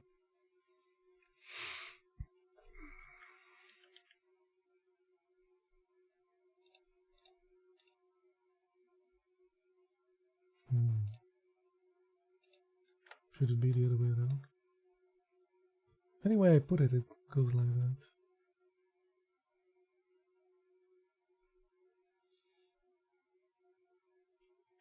Yeah, input. Output.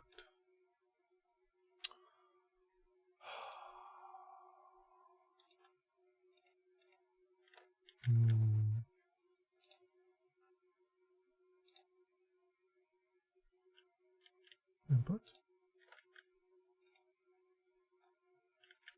No, it doesn't have power. It's just outside the thing. Okay.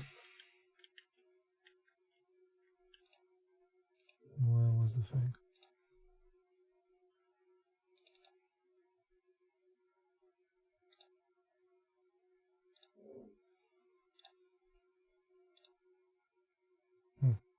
more of those.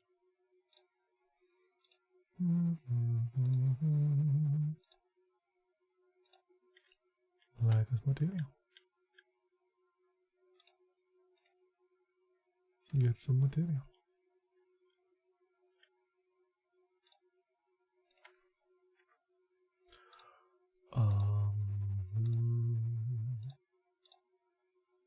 Not this. Which is the replicator? F. There. Right. Okay.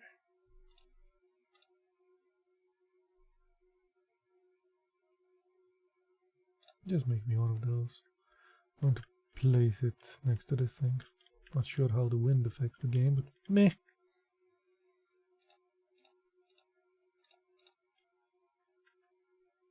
Be damn close to this thing.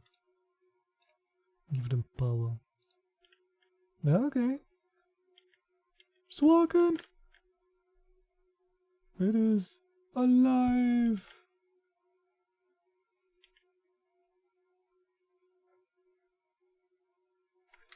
Successfully won the game now.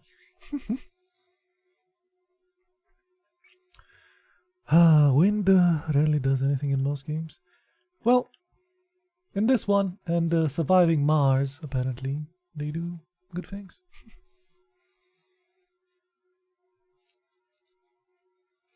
I don't know if you played. It's free on the Epic Store. I bought it on Steam, but it's free on the Epic one. Might like it if you like strategy games and stuff. It's pretty chill until the people start dying. Everything that happens there is like a catastrophic collapse of systems one after the other. It's fun.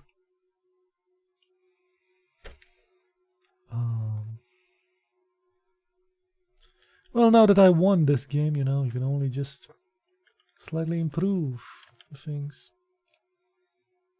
Let's make another one.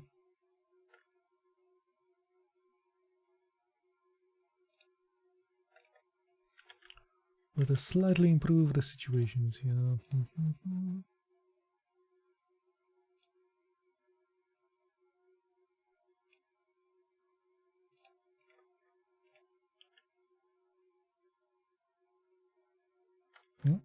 Well, that wasn't. Ah, have to go to its back, to the butt. Okay, butt buddy. Sure. It's fine. I meant it this way. I just ran out of conveyor belts. Can I... Will that give me more conveyor belts? It will. Nice. Give me back my conveyor belts.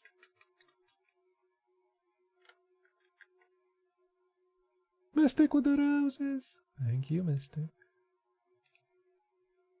How's Maniac doing?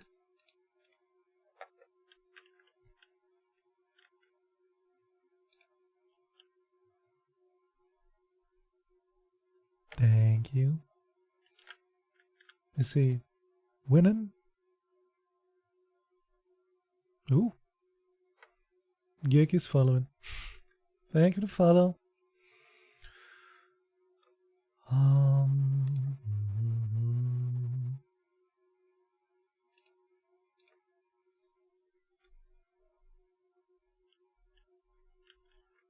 I slept for less than an hour, so I should. Nonsense. You can sleep during our movie night.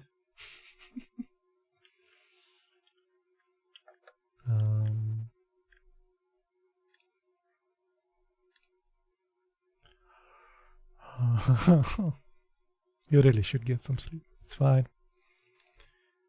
You can skip movie night if you haven't slept only an hour.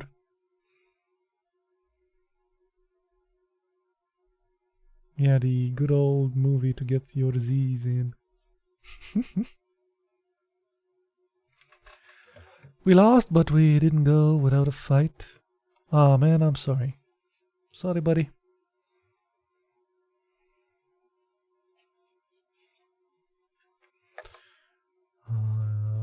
Copper, I think, yeah. Yes.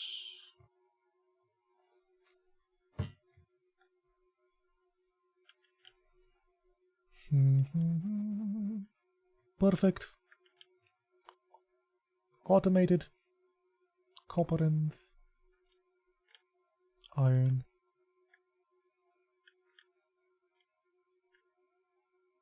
You can just have to go here and take them.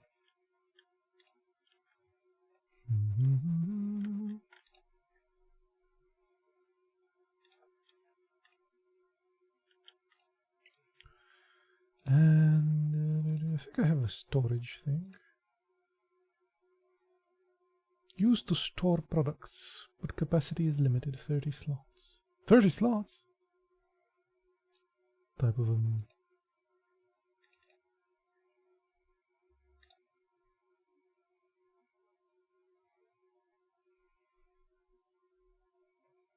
You'll get them next time, dude. It's fine.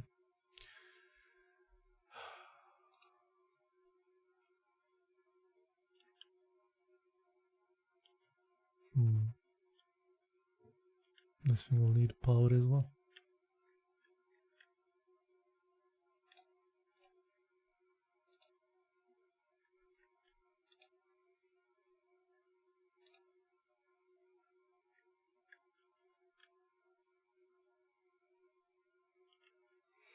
Yeah.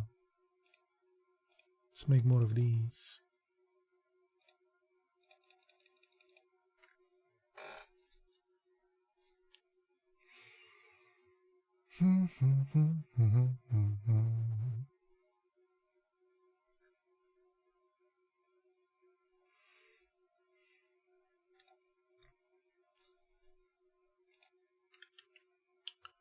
Okay, so now if I started from here, oh.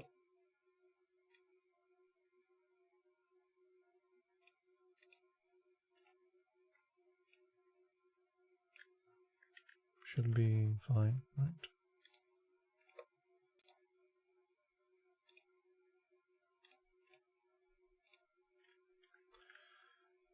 Put a little thing from here to there. And a little there from here to there.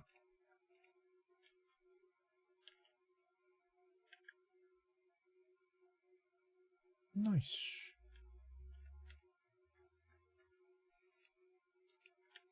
There's a lot of work to be lazy in this game. Someone has to do it. Okay. And we should be able to do it the other way around as well.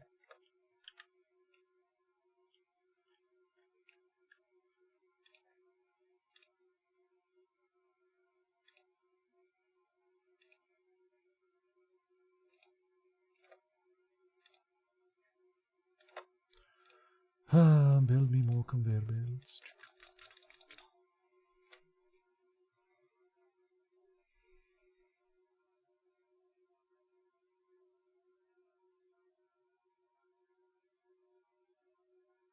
If you guys want, we can stop this and put movie night now, if it's better for you guys.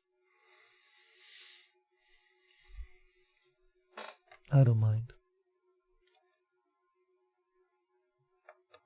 We usually start it a bit later, but we could start it now.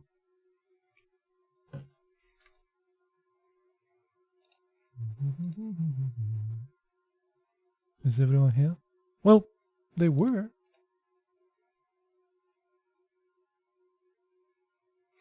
Need to build more of these.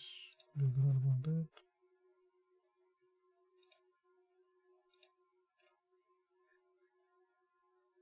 I am. Okay. I talked to Cameron, he said that he couldn't make it now, but he has to go to work after he wakes up.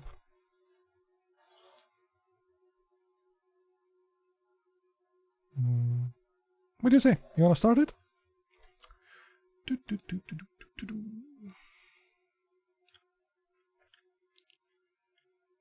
Is El Maniaco there? Willing?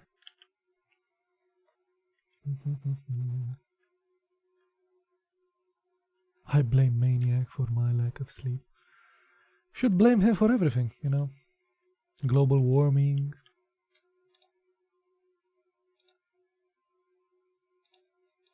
All of them.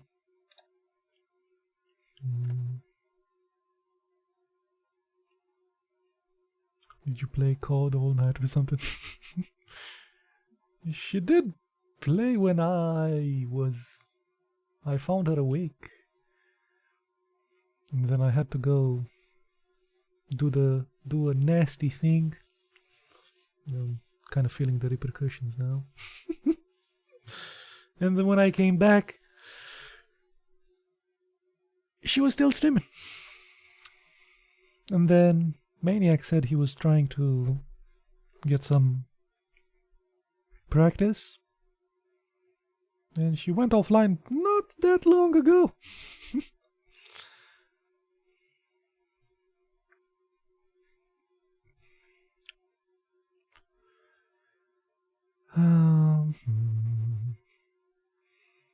No, we went and got breakfast. Ah, I thought you said you had a breakfast burrito or something. You were talking about that. And I, of course, was judging you. Can you have that breakfast burrito? Let's put another one of those.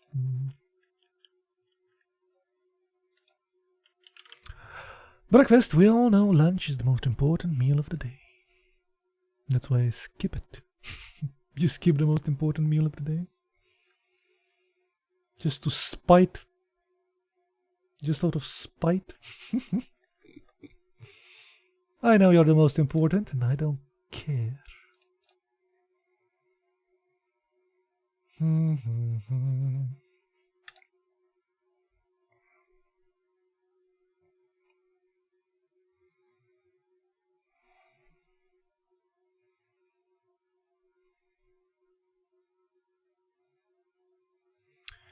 I wanted coffee, but a lady made it horrible, so Mania got both. I hate breakfast, honestly.